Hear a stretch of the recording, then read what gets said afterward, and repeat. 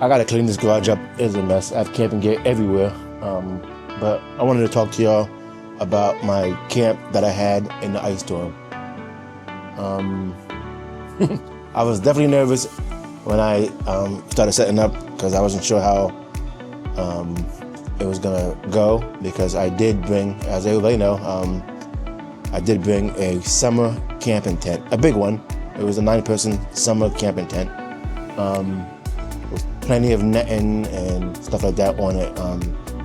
But it did have a shell that completely went around the whole tent down to the ground. So I wasn't too nervous, but I still was nervous because I wasn't sure. But I did have a backup tent as well, a mountaineer tent that can handle the weight of the ice and all that stuff. It wasn't an issue at all for that tent at all. I knew that for sure. And I could easily put the diesel heater vet into that tent. And on top of it, if I didn't have the diesel heater, if that failed, my sleeping system was more well than enough to handle the weather that I was in. So I wasn't worried about none of that. But I did want to complete the video with the big tent to see how it performed. And it performed pretty well. It got to about 60 degrees in there. So that's not bad. And it was 24 degrees outside. So it was 60 degrees in that tent at all times. That was the Airbnb air temperature. And I also have my sleeping bag that I was in, and so that was even warmer. So I was more comfortable than anything.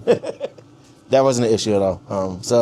But I did have a couple issues with the tent in the beginning. It was building up ice all over the tent, and on top of the tent, and it started leaking into the tent. So it was like running down the outside of the tarp that covers the tent, the shell. It was leaking down the inside of that part, and it was running down the walls, but also hitting the seam of the tarp and dripping into the tent. So it was like a real slow drip. But once I cleared the ice off up top, I didn't have that issue no more. Even though it was still icing outside and raining out, or ice raining, freezing rain, whatever you want to call it, it didn't leak anymore. So I think the holdup was the water wasn't going anywhere when it was melting. It was just sitting on top of the tent because of the ice, and it was seeping it was leaking through the seams, I'm assuming. Maybe the seams expanded from the frozen, from the cold. I don't know. Because it is a summer tent, so it's not meant to be in the cold temperatures. But after I cleared it all out, I had no issues the rest of the night. So that part was good. I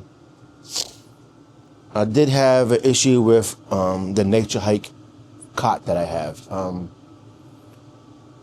I did point it out in my other video briefly that the flat part, the part where your head on the ends, there's no support on the ends of the cot. So when you lay your head down, it actually, the ends like fold down about this far from the ground.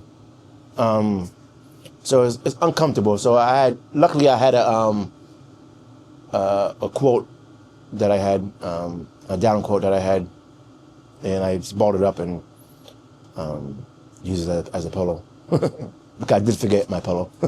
But even with my pillow, it wouldn't affect that issue. I needed it bent down so much that I needed to have that much support to keep my head at least even. So I'm gonna have to get another cot eventually, because I didn't like that at all.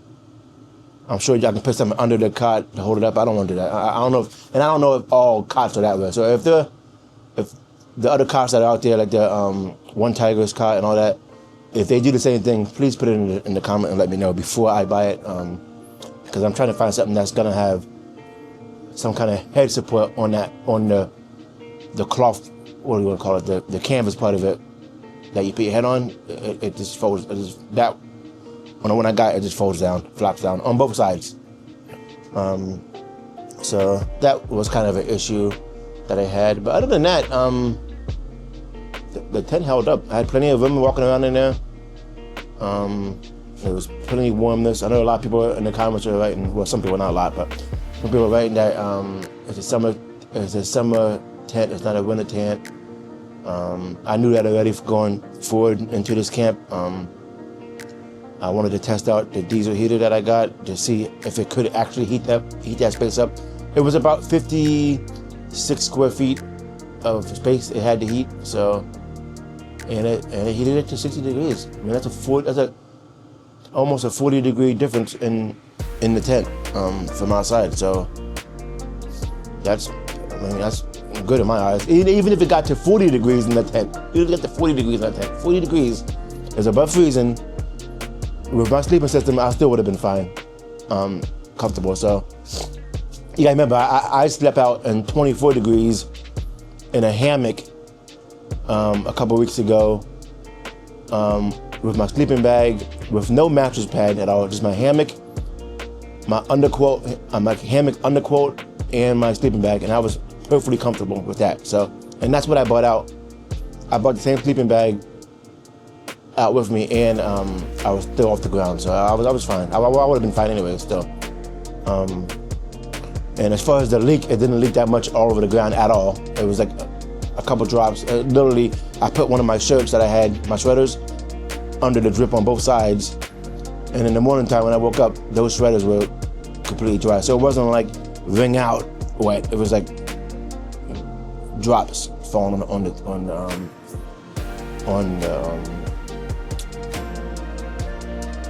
tent, but I had the sweater down there, so it was dripping on the sweater, and it only did it for about an hour or two, and it wasn't much. It was like a drop every like 30 seconds. It wasn't much at all. It wasn't much, trust me. So I would have been fine.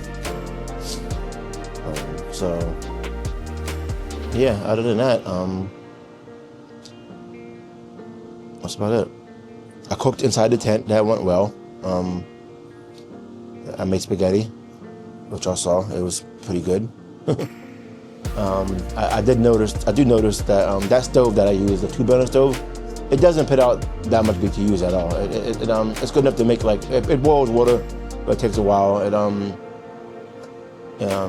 Like I can cook stuff on it, basic stuff, but like I said, it doesn't sear stuff like the other stove like I got. So, but other than that, I like the 2-burner stove. I used it multiple times already for cooking. So, and I'm still gonna continue to use it.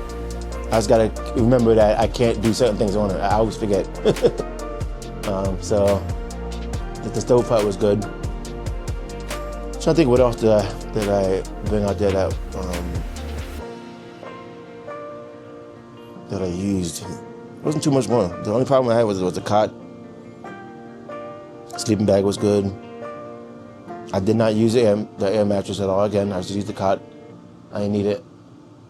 The cot is comfortable enough for my body, like my back and all that. It was comfortable enough for that. It's my head part was the problem. But other than that, I think that wasn't. No, it was a good camp. I'm going out again this weekend, so and this might be my coldest camp yet so far. It's supposed to be 18 degrees out, so I'm not quite sure what I'm going to be bringing in. I am bringing the diesel heater. I do want to do another test with the diesel heater again. And I'm bringing I believe I'm bringing I'm bringing the Cocoa Nest hot tent. I know it sounds crazy, but because it does have that inch gap around the whole perimeter of the tent, so I'm curious to see how the diesel heater is going to perform in that situation. Like I said, I am going to bring a backup tent, like always, when I do tests like this.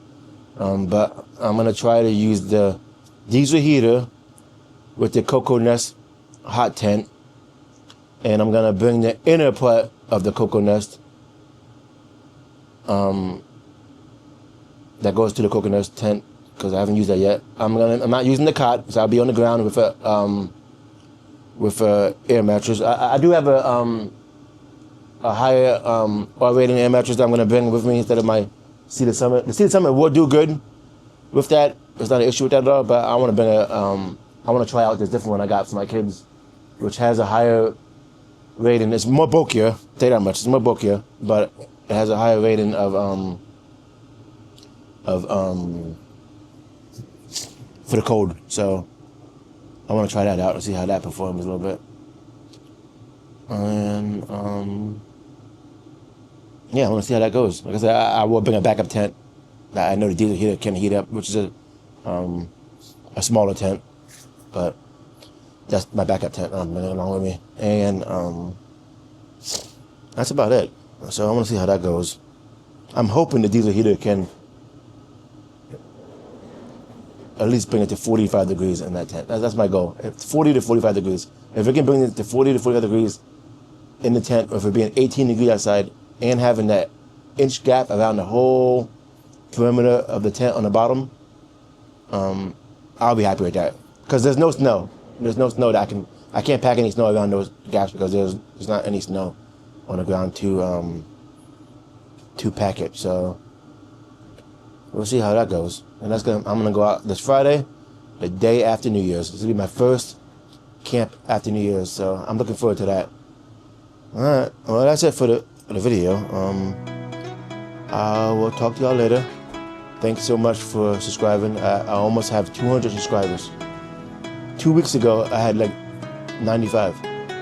And now I have 175 subscribers right now, so I almost have 200 subscribers in that short period of time. I am so happy and grateful for everyone that is taking the time to watch my videos, subscribe to my videos, commenting, liking my videos.